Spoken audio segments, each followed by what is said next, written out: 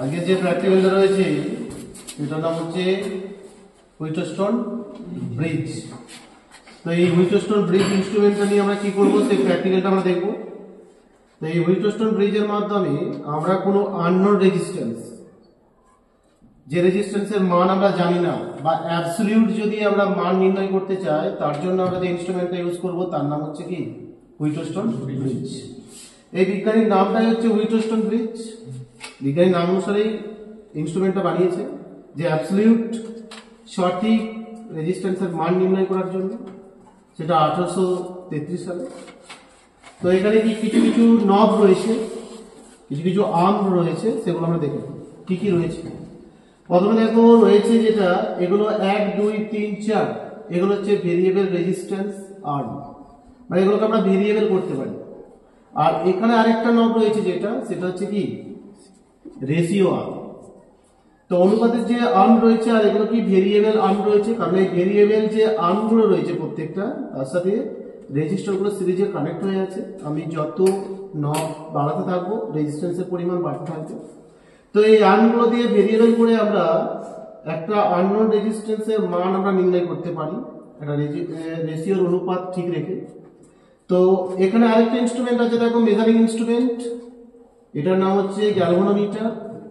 এই galvanometer that is ammeter, এ শুধুমাত্র কি স্মল কারেন্টকে মেজার করতে পারে। এটাও যে গ্যালভানোমিটার রয়েছে এটা একটা অ্যামমিটার। অ্যামমিটার কারেন্টকে মেজার করে, গ্যালভানোমিটারও কিন্তু কারেন্টকে মেজার করে।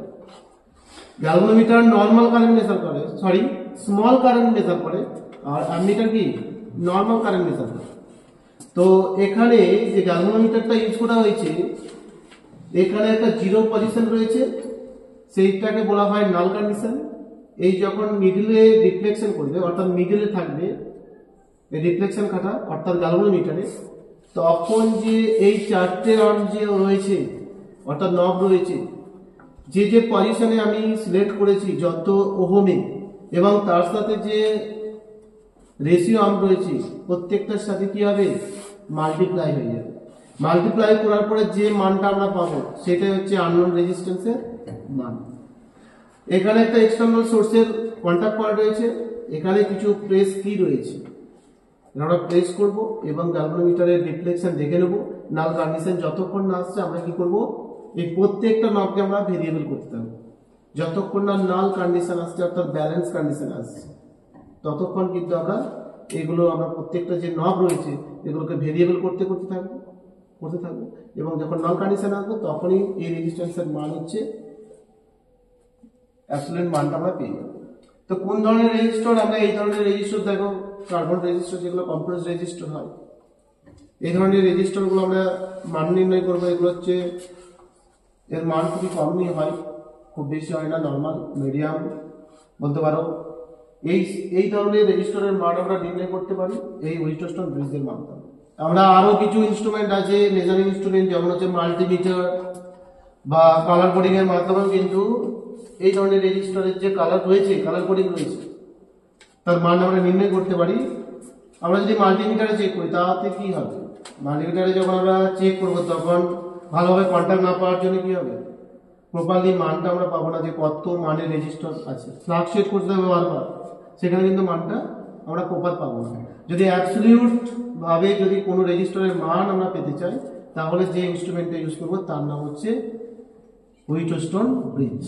এবং এখানে আরেকটা সুইচ রয়েছে যেটাকে আমরা টগল সুইচ বলি। এই সুইচটার মাধ্যমে আমরা যে সাপ্লাই রয়েছে ভেতরে, কারণ এটা একটা কি সার্কিট, কি ডিসি সার্কিট। হুইটস্টোন ব্রিজ যদি বলা হয় কি সার্কিট, কি টাইপ ব্রিজ, ডিসি ব্রিজ। এটা একটা ডিসি ব্রিজ। তাই ডিসি ব্রিজের জন্য এখানে আমাদের একটা ডিসি সাপ্লাই লাগবে, যেটাকে অন অফ কন্ডিশন করার জন্য বা অন করার জন্য আমরা কিন্তু এখানে একটা সুইচ নিয়েছি যেটার নাম হচ্ছে টগল সুইচ। ওকে,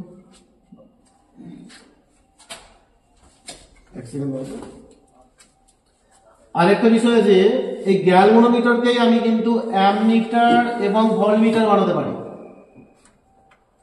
এই যে রয়েছে গ্যালভানোমিটারটা রয়েছে, আমি কি বলেছি গ্যালভানোমিটার একটা অ্যামমিটার, এই স্মল কারেন্ট মেজার করে, আর অ্যামমিটার কি নর্মাল কারেন্ট মেজার করে। তো তো এই গ্যালভানোমিটারটাকে আমি ভোল্টমিটারও বানাতে পারি, আবার অ্যামমিটারও বানাতে পারি। যদি আমি এই গ্যালভানোমিটারটাকে অ্যামমিটার বানাতে চাই, তাহলে আমরা যদি একটা গ্যালভানোমিটারের যদি সিম্বল আগে এখানে জি লিখি এবং এর প্যারালালে কি করব, একটা শান্ট রেজিস্ট্যান্স আমি যোগ করব, শান্ট ফিল্ড রেজিস্টার আমি কানেক্ট করব। তাহলে তৈরি হয়ে যাবে কি, এটা অ্যামমিটার তৈরি হয়ে যাবে। ওকে, যদি অ্যামমিটার তৈরি করতে চাই, আর যদি ভোল্টমিটার তৈরি করতে চাই, তাহলে ওই শান্ট ফিল্ডটাকে কি করব, আমি সিরিজে কানেক্ট করে দেবো।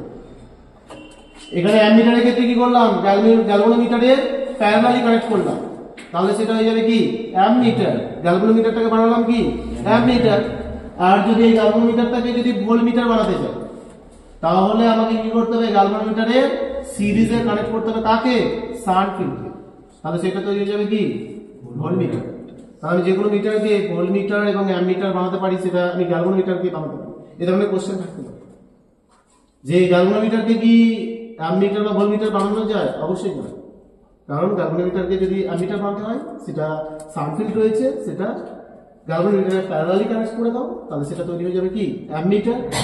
আর যদি ভোল্টমিটার তৈরি করতে চাও, তাহলে সেটা শান্ট ফিল্ডটাকে সিরিজে কানেক্ট করে দাও, তাহলে সেটা তৈরি হয়ে যাবে ভোল্টমিটার। কার থেকে কার ভোল্টমিটার, গ্যালভানোমিটার থেকে ভোল্টমিটার। এটা পরীক্ষার সময় পড়ে, যেমন হচ্ছে তোমার ইগুলোতে পড়েছিল